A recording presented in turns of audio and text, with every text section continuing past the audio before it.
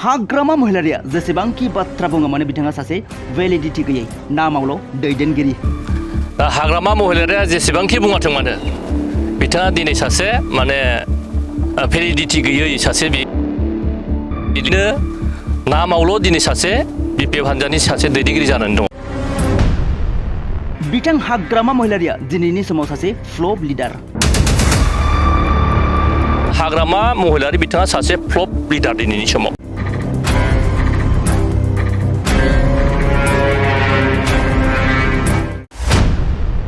हाग्रामा महिलारिया प्रमद बर'नि खामानि मावनायखौ जेबो फाट्टा मोनाखै। बिथाङा जोंनि प्रमद बर' सारनि जिखिनि मावनाय दांनाय बेवहाय बिथाङा फाट्टाखौनो मोनाखै होननानै जोङो रोखायै बुंनो हायो दिनैनि समाव।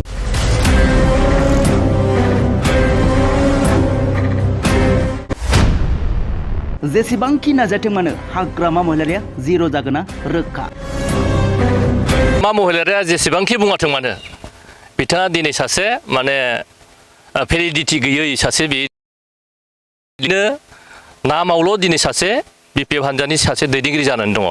दा बेनिखायनो बिथाङा जोंजों फैथों, जोंजों बिथाङा प्रमान पत्र लानानै फैदों जे प्रमद बर' दैदेननाय इउपिपिएल सरकारा दिनैनि समाव मा मावदों मा मावाखै फारफ्रोमनिफ्रायबो जोङो बिथांनो प्रुफ हिसाबै जोङो खुला खुलि बिथांनो जोङो फोरमान होनो हायो। एसे सिगाङाव जोंहा बुंलांबाय जोंनिनो सासे दैदेनगिरि बिथाङा जों जि जायगायाव दङ बेवहाय नै बावैसो सिगाङाव जोंहा प्रमद बर' दैदेननाय इउपिपिएल सरकारनिफ्राय जोङो मोनसे 2.5 कोटि रांनि 50 लाख रांनि बेवहाय जों स्टेडियाम मोननो हाबाय।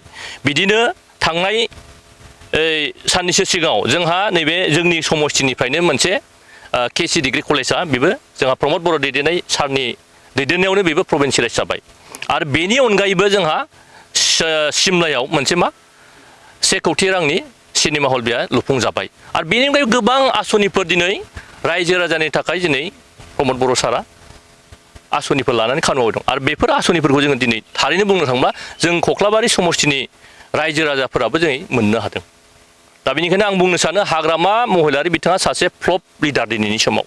बिथाङा जोंनि प्रमद बर' सारनि जिखिनि मावनाय दांनाय बेवहाय बिथाङा फाट्टाखौनो मोनाखै होननानै जोङो रोखायै बुंनो हायो दिनैनि समाव। बिथाङा जेसेबांखि नाजा नैबे बाराव बिथाङा 2025 जि सेप्तेम्बराव जानो गोनां इलेक्सन बेवहाय बिथाङा जिर' जागोना बे खाथां बेखौ जों बुंनो हायो। बिथांनि बुंनाय बायदिब्ला जिहेतु क्लेम खालामदों जे बे समाव खामानि मावनोनो हायाखै, बिथाङा फेलें जादों, दुरबल नेता होननानै बाथ्राखौ बुंथिबाय थानायखौ जों नुनो मोन्दों। जिहेतु माखासे माने जे जिखिनि खामानिफोर बा पावार बे पावारखौ दिसपुराव फानबाय आरो खोमालांगासिनो दं, गोहोआ गोमालांगासिनो दं होननानै बाथ्राखौ बिथाङा क्लेम खालामबाय थायो। हाग्रामा महिलारि गियाननि आंखाल, बिथाङा दिनै नलेजनि बिथाङा गोनांथि जानानै फैदों। दिनै मिडियाफोराव दिनै रोखा रोखायै बुंबाय थादों, दिनै जेलाव थानाय माखासे एनडिएफबि लिडार्सफ्राबो दिनै जोंहा गबोबाय, दिनै माखासेया दिनै बावैसो सिगां बेलाव फैबाय। आरो बेनि अनगायैबो जोंहा दिनै बिथाङा बुंदोंमोन मोनसे समाव जे बिटिआर एकर्डआ मोनसे माने दावदै गला बायदि एकर्ड होननानै बिथाङा बुंदोंमोन। नाथाय बावैसो सिगां जोंहा सानजानि जिखिनि पार्ट खमैब्लाबो 80टा गामिया जोंहा बिटिआरआव दिनै सोसनजाबाय। दा बिनि थाखाय रायजोफ्रा बेसेबां खुसि। दिनै जोंनि रावा आसाम एसेम्ब्लियाव रोखा रोखा एसेम्ब्लिनि दरखङाव दिनै बेवहाय हांखोजों बर' देबनागिरि हांखोजों दिनै रोखा रोखा लिरना दङ। आरो बेनि अनगायैबो बिथाङा माखासे पावारनि खोथा बुंबाय थादों, बिथाङा नुगोना नुवाखै?